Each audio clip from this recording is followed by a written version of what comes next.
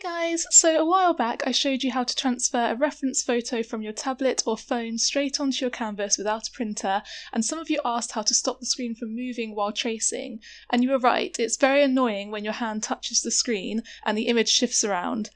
So today I'm going to show you exactly how to lock your screen in place so that your reference image stays completely still while you trace. And if you stick around until the end, I'll also show you how to trace your image onto a canvas that is larger than your screen. First, you'll want to head into Settings on your iPad, scroll down and tap Accessibility. Then tap Guided Access and turn it on. Be sure to read the instructions under this setting as it may work slightly differently depending on your device. Now open your image and zoom in or crop it to the exact size that you want to trace. Next, triple-click the Home button. My iPad is pretty old, so on newer iPads and iPhones it might be the top or side button instead. Tap Options and make sure everything is unchecked, then hit Start. Your screen is now completely locked. You can trace away without the image moving around at all. To unlock your screen, just hit the same button 3 times again and press End.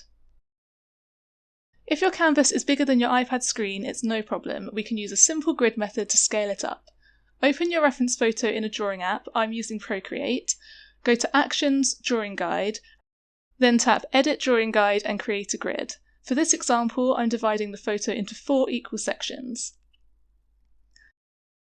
Now cut up a piece of tracing paper to match the size of your canvas. Use a ruler and a pencil to draw the same grid onto your tracing paper, so in my example it's 4 equal sections again. On your iPad, zoom into just the top left section of your reference image until it's the same size as the top left section on your tracing paper. Turn on Guided Access again to lock the screen in place and then just trace that section. Repeat this process for each section in your grid. If you're working on a larger canvas, then your grid will need to have more sections. Once your whole image is traced, go over the lines with a black pen to make them easier for you to see. Then flip the tracing paper over and cover the back of the lines with pencil or chalk. Turn the tracing paper back over, position it on your canvas and tape it down.